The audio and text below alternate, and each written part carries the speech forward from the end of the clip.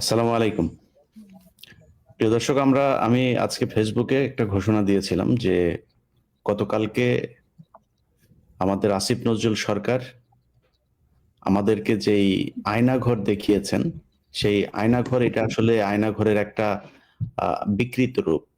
আয়নাঘরের আসল যে রূপ আমরা বিভিন্ন মানুষের কাছে এতদিন ধরে যেটা জেনেছি, এবং যারা এইসব আয়নাঘরগুলোতে র্যাব, ডিজিএফআই, পুলিশ, বিভিন্ন বাহিনীর যে আয়নাঘরগুলো ছিল সেখানে যারা বন্দী ছিলেন, তারা কালকের সেই বিষয়টা দেখে বিস্মিত। আমাকে বেশ কয়েকজন জানিয়েছেন যে ভাই, এটা আয়নাঘরের আসল রূপ না। আয়নাঘর আরো অনেক ছোট ছোট রুম, অনেক ঘিঞ্জি পরিবেশ, সেখানে দেয়াল কেটে তারপরে জানালা বানানো হয়েছে, সেই জানালাগুলো যেখানে ছিল না, যারা ভেতরে ছিলেন তাদের বর্ণনা অনুযায়ী এটা পুরোপুরি এই 6 মাসে এটার একটা অবকাঠামোগত পরিবর্তন করা হয়েছে। সেই পরিবর্তন করে তারপরে মানুষের সামনে তুলে ধরা হয়েছে। তো আমরা জানি না ওয়াকার এবং ইউনুস, এই আসিফ নজরুল মিলে জনগণের সাথে এই প্রতারণা কেন করেছে। আওয়ামী লীগের প্রতি তাদের এই যে মানবতা, মানুষকে বুঝতে না দেওয়া, যে শেখ হাসিনা কতটা নিষ্ঠুর, কতটা নির্দয় ছিল সেটা বুঝতে না দেওয়ার এই যে একটা কৌশল, এটা কেন নিয়েছেন সেটা তারাই বলতে পারবেন।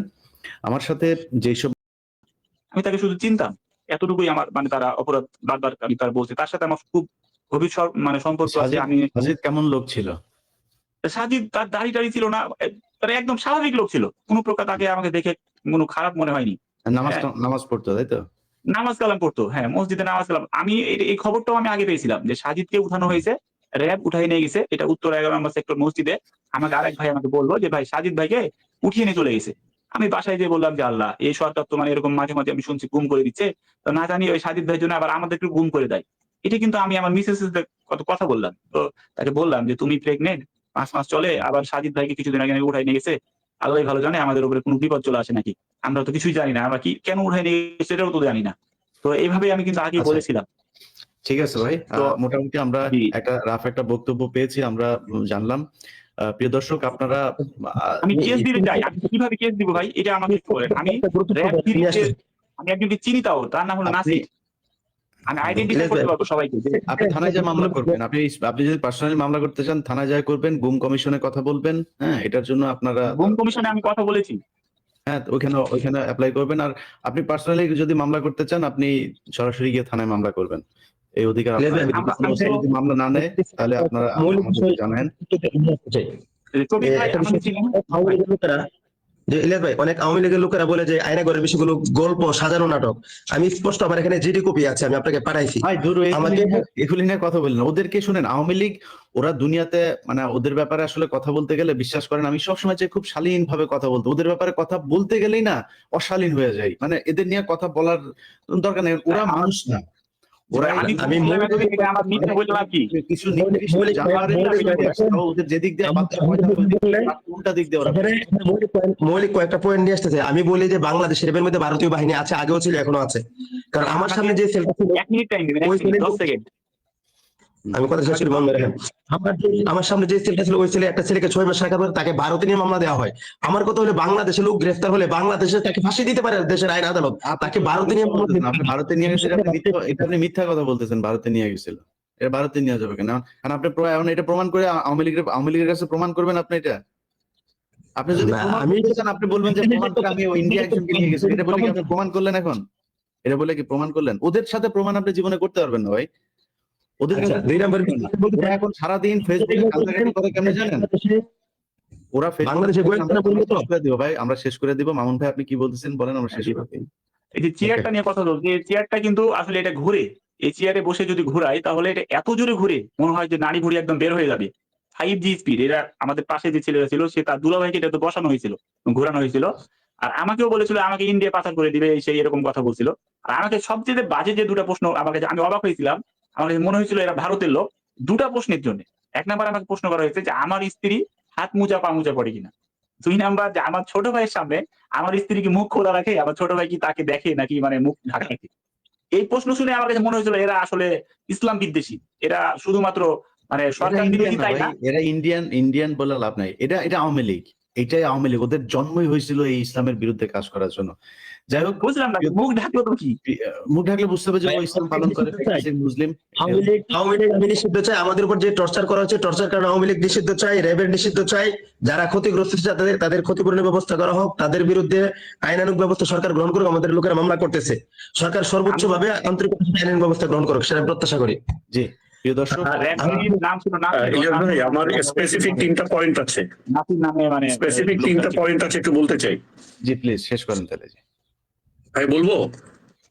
বলেন, শেষ করেন ভাই, একটু দ্রুত শেষ করেন। আচ্ছা, এক নম্বর হলো সরকার আসলে সরকার যা করতেছে এটা কি তারা আন্তরিক কিনা। অনেক সময় আছে ভান করার জন্য, জনগণকে দেখানোর জন্য অনেক কিছু করে। তো এটা সরকার যদি আন্তরিক হয় তাহলে সেটা অ্যাকচুয়ালি কাজের মাধ্যমে প্রমাণ করতে হবে যে রিয়েলি তারা আন্তরিক এই প্রবলেম গুলো সলভ করার জন্য, নাকি তারা জনগণকে একটা বুঝ দিয়ে হিরো সাজতে চাচ্ছে। At the same time Awami লীগের যে হেজিমনি, আওয়ামী লীগের যে প্রসেস, সেটাকে ঠিকই বজায় রাখতেছে কিনা, এই জিনিসটা আমাদেরকে ভালো করে বুঝতে হবে। তো এখানে 3টা পয়েন্ট আমি মেনশন করতে চাই। এক নম্বর, সরকার যদি আন্তরিক হয় যে সত্যি আওয়ামী লীগ এই ধরনের জুলুম নির্যাতন করছে, অন্যায়ভাবে মিথ্যা মামলা দিয়ে মানুষকে এরকম করছে, তাহলে এই সময়ে এই সন্ত্রাস দমন আইন সহ যে সকল আইনে প্রচুর পরিমাণে মিথ্যা মামলা মানুষকে দেওয়া হয়েছে, সরকার স্টেট ওয়ে এই মামলাগুলোকে এক্সপেডিট করে দিতে পারে, বাতিল করে দিতে পারে, যে মামলাগুলো ভয়েড অ্যান্ড নালিফাইড। কারণ এই মামলাগুলো যে এই জন্য দেওয়া হয়েছে এটা হাজারবার অলরেডি প্রমাণিত যে এগুলো সব মিথ্যা মামলা, সাজানো নাটক, বানোয়াট মামলা। তাহলে সরকার যদি আন্তরিক হয়, সরকার তার এক্সিকিউটিভ সিদ্ধান্তে, রাজনৈতিক সিদ্ধান্তে বা রাষ্ট্রীয় সিদ্ধান্তের মাধ্যমে এই মামলাগুলোকে কেন তারা এক্সপার্টাইট করে না, এটা বাদ দেয় না কেন? নাম্বার 1। নাম্বার 2, গুম সেল যে করা হয়েছে, আপনার গুম কমিশন কি করতে পারে? গুম কমিশন কিন্তু আপনার এই মামলাগুলোকে, এখানে অনেক মানুষকে আপনার জানের ভয় দেখায়া, টর্চারের ভয় দেখায়া, তারপরে আপনার ওই যে এই ম্যাজিস্ট্রেট গুলো আরেক গাদ্দার, এরা পর্যন্ত মানুষের কাছ থেকে আপনার 164 নেওয়ার ক্ষেত্রে বাধ্য করছে মানুষকে। এমনকি বলছে তুমি 164 দাও তাহলে তোমার মামলা খালাস হয়ে যাবে, তুমি মুক্তি পেয়ে যাবা। অনেক সাধারণ মানুষ যারা আসলে বোঝেই না হোয়াট 164 ইজ, দেখা যায় যে সে তাদের কথা মতো 164 দিছে। এই 164 এর কারণে তারা তো ফাঁসি হয়ে গেছে, তারা তো যাবজ্জীবন হয়ে গেছে, কিন্তু বাস্তবে পুরো জিনিসটা ভুয়া। সো গুম কমিশন যেটা করতে পারে, এই মামলাগুলোকে রিইনভেস্টিগেট করার জন্য আপনার জুডিশিয়ারে পাঠাতে পারে, যে এই যাদেরকে 164 নেওয়া হয়েছে তারা আবার তাদের 164 রিভোক করতে পারবে, এবং তারা এখন স্বাধীনভাবে বলুক আসলে ব্যাপারটা কি ঘটেছিল। এটা যদি সরকার করে তাহলে আমরা বুঝতে পারবো যে তাদের আপনার ছিল, আপনার কি বলে, যে আন্তরিক ছিল। এই 3টা পথ, আয়দার মামলাগুলোকে খালাস করে দেওয়া, 2 মামলাগুলোকে রিইনভেস্টিগেট করা, 3 গুম কমিশন থেকে এই মামলাগুলোকে জুডিশিয়ারিতে আপনার আবার ইনকোয়ারি পাঠানো, যে নতুন করে তদন্ত করে দেখা হোক। এই যে কোনো পদ্ধতিতে যদি সরকার যায় তাহলে প্রমাণ হবে যে সরকার আসলে আন্তরিক এই মিথ্যা মামলাগুলোর ব্যাপারে, এই মাজলুম মানুষগুলোর ব্যাপারে। আর যদি সেটা না করে, কেবল নাটক করে, তাহলে বুঝতে হবে যে তারা আসলে হাসিনার ওই জিনিসই বজায় রাখতে চাচ্ছে, জনগণকে শান্ত করার জন্য কেবল একটু নাটক করতেছে। So this is my message through you to the government. আমি আসলে চাই যে আমাদের দেশে যত আলেম ওলামা, যত মাজলুম ব্যক্তি এখন পর্যন্ত ভিতরে আছে, তাদেরকে দ্রুত মুক্তির ব্যবস্থা করতে হবে। এই জন্য কি কোনো প্ল্যাটফর্ম কাজ করছে? এখন পর্যন্ত দেখছি না। আপনি এর আগে ভিডিওতে আপনি বলছেন যে আলেমরা কেন, যারা বের হয়েছে তারা বের হয়ে নিজেরা এখন ওয়াজ নসিহত নিয়ে মানে ব্যস্ত হয়ে গেছে, অথচ হাজার হাজার মানুষ এখনো ভিতরে আছে। আর দেখা যাচ্ছে একই মামলায় আবার অন্য ব্যক্তি ছাড়া পাচ্ছে, যেমন বাবুল সাহেব, আমাদের সাবেক স্বরাষ্ট্র প্রতিমন্ত্রী, উনি যে ছাড়া পেয়েছে 17 বছর ফাঁসি রায় ছিল, উনি ছাড়া পেয়ে গেছে, তাহলে আরো অন্য আলেমদেরকে কেন ছাড়া হচ্ছে? এটা তো একটা বৈষম্য। যারা উপদেষ্টা তারা এটা কি, তাহলে কিসের বৈষম্য নিরসন তারা করছে?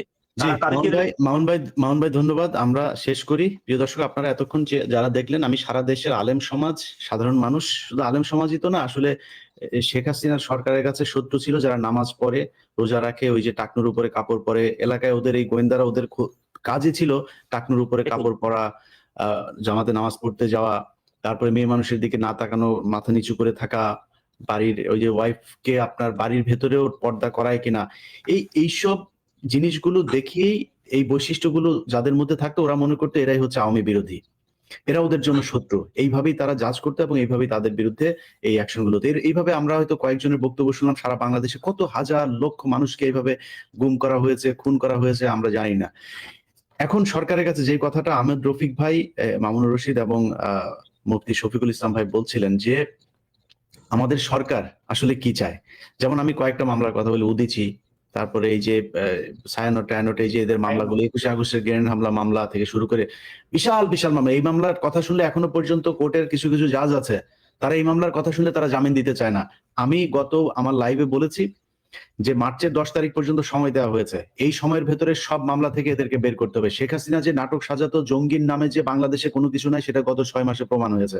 কারণ এই 6 মাসে দেশে কোনো জঙ্গি নাটকও নাই, হামলাও নাই, কোনো কিছুই নাই।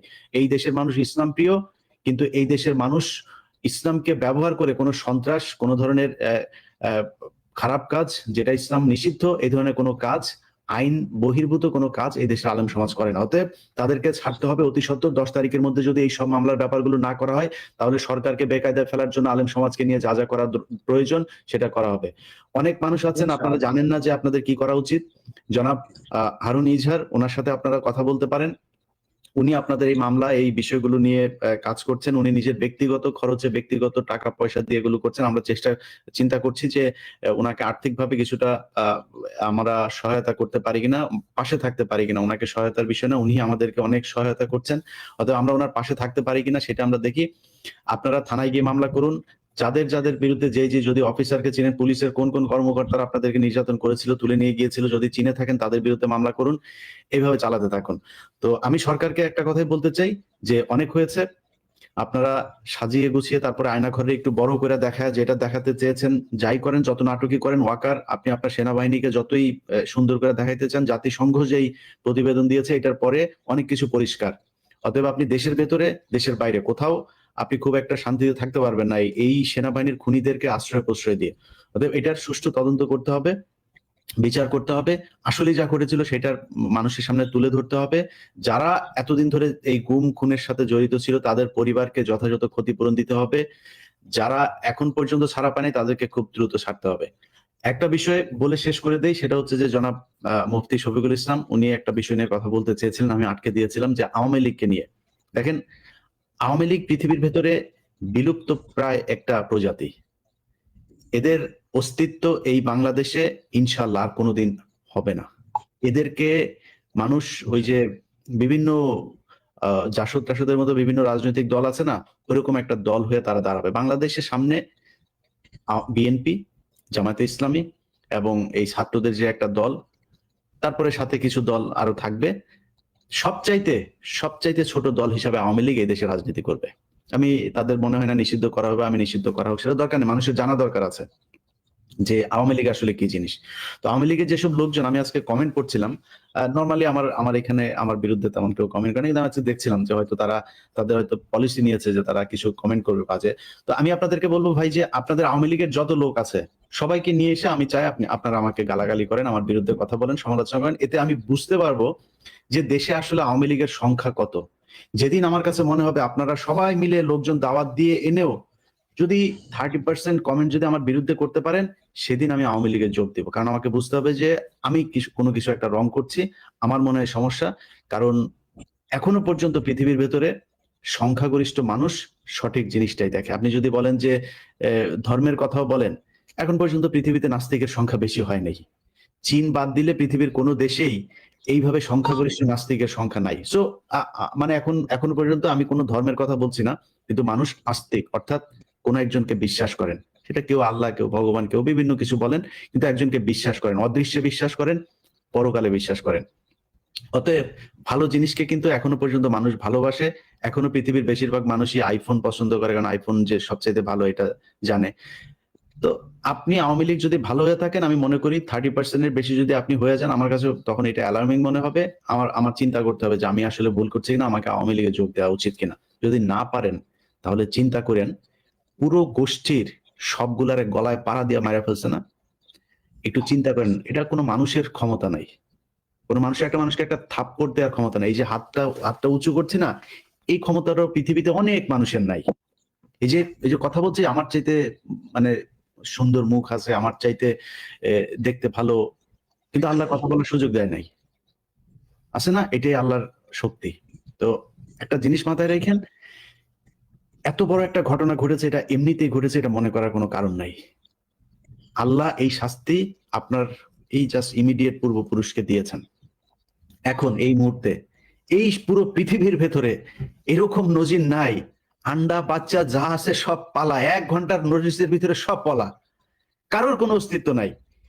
তারপরেও যদি লজ্জা না হয়, এখন ভারতে গিয়া পার্কে পার্কে ঘুরে আর যায় এখন দেশের বিরুদ্ধে নানানি করে। কয়দিন আগে এরা বলেছে এরা নাকি দেশের জনগণকে নিয়ে নাকি এরা চিন্তা করে, এরা বহির্বিশ্বের কাছে যায় না, ওদের এখন একমাত্র প্রভু হয়েছে বলবো, ওদের দেশে এখন কোনো জায়গাই নাই। যত বেশি কথা বলবি, যত বেশি শয়তানি করবি, তোদের ব্যাপারে এই দেশের মানুষ তত বেশি কঠোর হবে। আস্তে আস্তে আওয়ামী লীগকেও নিষিদ্ধ করা হবে, অঙ্গ সংগঠন, এই নাম নিবি, নাম নিলে গণধোলাই। রাস্তাঘাটে দেখছিস না, মনে হচ্ছে যেন করোনা আবার বাংলাদেশে ফিরে আসছে। মাস্ক লাগায় তারপরে স্লোগান দেয়, জন্মদিন পালন করে ঘরের ভেতরে ঢুকে জয় বাংলা, জোরে বলতে পারে না জয় বাংলা, এটাও ঘরের ভেতরে আস্তে আস্তে জয় বাংলা বলা লাগে, আরো ঢুকানো হবে। এখনো সময় আছে।